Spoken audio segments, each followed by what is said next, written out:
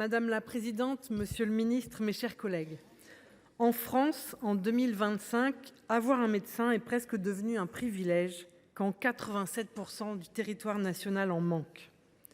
En plus de l'accès aux soins difficile pour de plus en plus de nos concitoyens, c'est l'égalité républicaine qui est mise à mal avec une aggravation des inégalités.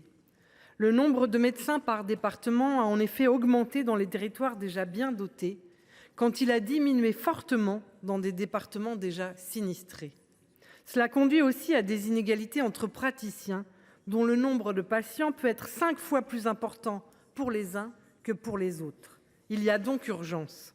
Et notre groupe a plutôt tendance à regarder d'un bon œil tout ce qui peut être tenté, que ce soit dans nos territoires comme au plan national, pour résorber cette situation devenue intolérable. Mais le télescopage de textes, les mesures floues annoncées ces dernières semaines montrent qu'il manque à notre pays une véritable stratégie en matière de santé, voire que certains s'emploient à ce que rien ne change. La santé est pourtant l'une, si ce n'est la préoccupation principale des Français. La proposition du président Mouiller, que nous examinons aujourd'hui, entend notamment que les généralistes exercent quelques jours de consultation de solidarité dans les zones sous-denses, que les spécialistes soient autorisés à s'installer lors de la cessation d'activité d'un confrère de même spécialité, sauf exception et exception discutable. Saluons le fait que la majorité sénatoriale, qui refusait jusqu'à présent de toucher à la sacro-sainte liberté d'installation, fasse mouvement. Mais cette proposition de loi est-elle le vecteur pour concrétiser les annonces du Premier ministre ? S'agit-il de consultations en zone sous-dense quelques jours par mois ou plutôt quelques jours par semaine, comme certains de nos collègues l'ont indiqué ? Dans toutes les zones sous-denses ou dans celles qualifiées de zones rouges par le Premier ministre ? S'agit-il d'une obligation ou cela se transformera-t-il en une énième incitation après toutes celles qui se sont conclues par des échecs ? Vous-même, monsieur le ministre, n'avez pas tout à fait dit la même chose que le Premier ministre à ce sujet. Quant à autoriser les praticiens à pratiquer des dépassements d'honoraires, même rebaptisés tarifs spécifiques dans les déserts médicaux, sachez que notre groupe les combattra fermement. Il est inacceptable que des patients déjà pénalisés par l'absence de médecins doivent débourser davantage, et ni les patients, ni la sécurité sociale, ni les complémentaires ne doivent pallier les défaillances de la liberté d'installation. Il n'est pas plus acceptable que les PADHUE soient, eux, exclusivement fléchés vers les territoires sous-denses. Finalement, ce texte, c'est un soupçon de régulation, beaucoup de flou et d'imprécision sur la manière dont cela pourra concrètement conduire davantage de médecins à exercer dans nos territoires en difficulté et quelques mesures dangereuses.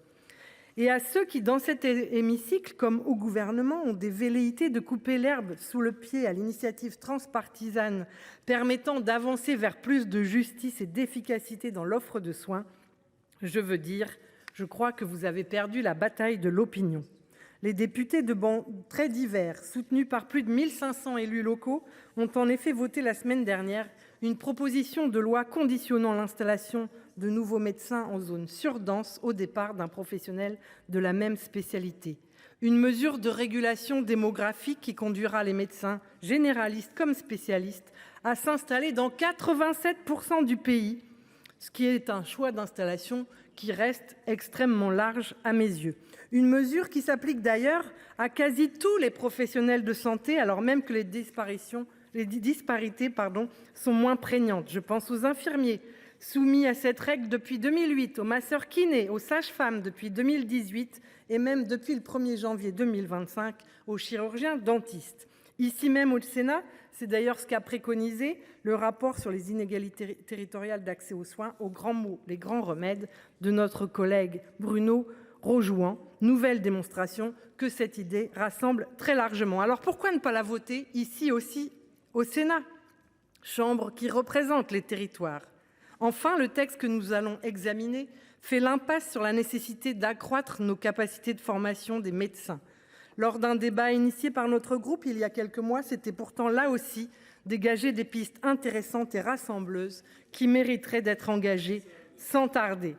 Nous craignons donc que les mesures de cette proposition de loi ne répondent pas à l'attente légitime et très forte de nos concitoyens et à l'égalité républicaine qui doit commander notre action à tous, de permettre à chacun de disposer d'un médecin. Je vous remercie.